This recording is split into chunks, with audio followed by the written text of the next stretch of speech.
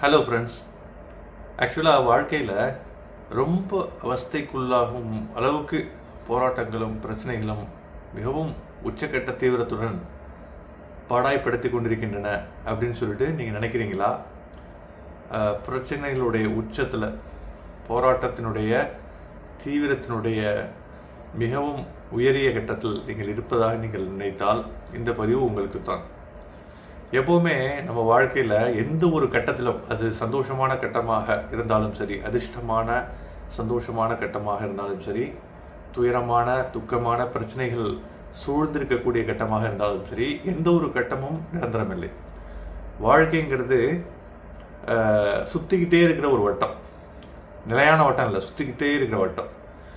எந்த ஒரு சுச்சுவேஷனும் அப்போ இருக்கிற மாதிரி இன்னும் கொஞ்சம் டயத்துக்கு பிறகு இருக்காது, மாறிக்கிட்டே இருக்கும். மாற்றங்கள் மட்டும்தான் மாற்றம் இல்லாத ஒரு விஷயம் வாழ்க்கையில், அது நிதர்சனமான உண்மை. மாறிக்கிட்டே இருக்கிறது தான் வாழ்க்கை. மாற்றத்தை மாற்றவே முடியாது, மாற்றத்தை யாரும் நிறுத்தவும் முடியாது. நல்ல சந்தோஷமாக ஃபார்ச்சூனோட உச்சத்தில், அதிர்ஷ்டத்தோட உச்சத்தில் இருக்கிறதா நினைக்கிற மனுஷன் இன்னும் ஒரு சில நாட்களில், ஒரு சில காலகட்டத்தில் அப்படியே தலைக்குப்புற கீழே விழுந்து, அதற்கு ஆப்போசிட்டுக்கும் கீழே போய் தெருவுக்கு வந்து நிற்கிறான்.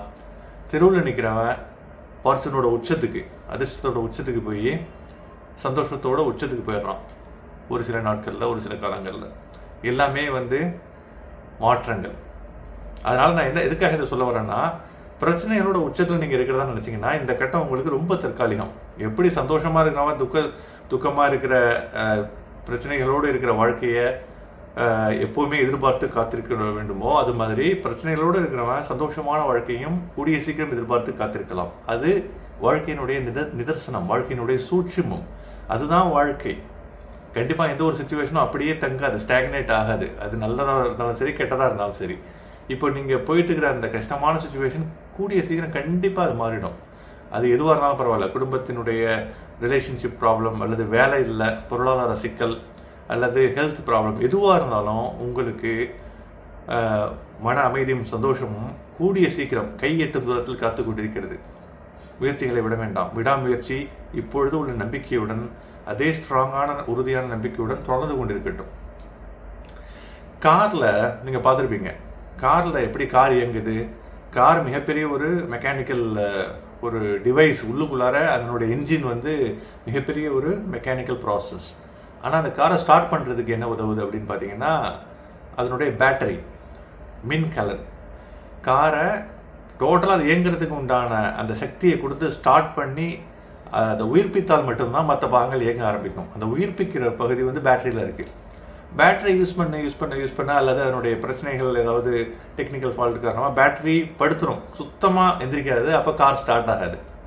காரினுடைய மற்ற பாகங்கள் எல்லாம் இயங்கிட்டு இருக்கும். ஆனால் பேட்டரி ஸ்டார்ட் ஆகாததுனால காரை ஸ்டார்ட் பண்ண முடியாது, மற்ற பாகங்களும் இயங்காது, கார் ஓட முடியாது.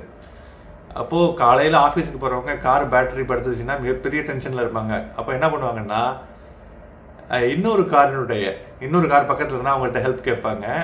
அதுக்கு அந்த ப்ராசஸ் ஜம்ப் ஸ்டார்ட் அப்படிம்பாங்க. ஜம்ப் ஸ்டார்ட் அப்படிங்கிற வார்த்தைக்கு என்ன பொருள் அப்படின்னா, பக்கத்தில் உள்ள இன்னொரு காரில் உள்ள பேட்டரியில் உள்ள சக்தியிலேருந்து கடன் வாங்கி ஒரு ஒயர் மூலமாக, அதுக்கு ஜம்பிங் கேபிள் அப்படின்னு சொல்லுவாங்க, ஜம்ப் ஸ்டார்ட் கேபிள். ஓகேங்களா? அந்த இன்னொரு காரினுடைய உயிர்ப்பு தன்மையுள்ள பேட்டரியினுடைய 2 ப்ளஸ் மைனஸையும் செயலிழந்து விட்ட நம்ம காரில் உள்ள ப்ளஸ் மைனஸையும் இணைத்து உயிர்ப்பு தன்மையுள்ள காரிலிருந்து கடன் வாங்கி நம்ம காரை ஸ்டார்ட் பண்ணால் கார் உடனே ஸ்டார்ட் ஆகிடும். எதுக்காக இந்த உதாரணம்னா, நம்ம அப்படியே ஒன்றுமே இல்லாமல் மனசில் அப்படியே துவண்டு போய் ஃப்ரஸ்ட்ரேட் ஆகி விரக்தியோட உச்சத்தில் நம்ம இருக்கிறப்போ இந்த விஷயத்தை ஞாபகம் வச்சுங்க. ஆக்சுவலாக இந்த ஒரே ஒரு விஷயந்தான். இப்போ இந்த மாதிரி ஏதாவது தன்னம்பிக்கை வார்த்தைகள் அதிகமாக கேளுங்க. ஆக்சுவலாக அந்த கேட்டு தான் நீங்கள் அப்படி ஆகணும்னு, உங்களுடைய தன்னம்பிக்கை உயிர்ப்பு தன்மையுடையதாகணும்னு அவசியம் இல்லை. நீங்கள் நார்மலான லைஃபினுடைய சூட்சுமத்தை உணர்ந்தாலே, எந்த விஷயமும் நிரந்தரம் அல்ல, எல்லா விஷயமும் மாறத்தக்கது அப்படிங்கிற அந்த ஒரு சூட்சுமம், ஒரு சின்ன ஒரு அந்த தத்துவத்தை உணர்ந்தால் நம்ம வாழ்க்கையில் இப்போ இருக்கிற தன்மையும் போயிடும். இதுவும் கடந்து போகும். Even this situation will change in a short while அப்படிங்கிற அந்த ஒரு மன தெளிவு உண்டாகி நம்ம பிரச்சனைகளை டீல் பண்ணுவதற்குரிய கான்ஃபிடன்ஸ், விடாமுயற்சி, தன்னம்பிக்கை, கடின உழைப்பு, மன உறுதி, மன வலிமை, இது எல்லாம் சேர்ந்து நம்மளை அந்த இயக்கத்துக்கு ஆட்டோமேட்டிக்காக தள்ளிட்டு போயிடும். மிக்க நன்றி பார்த்தமைக்கு.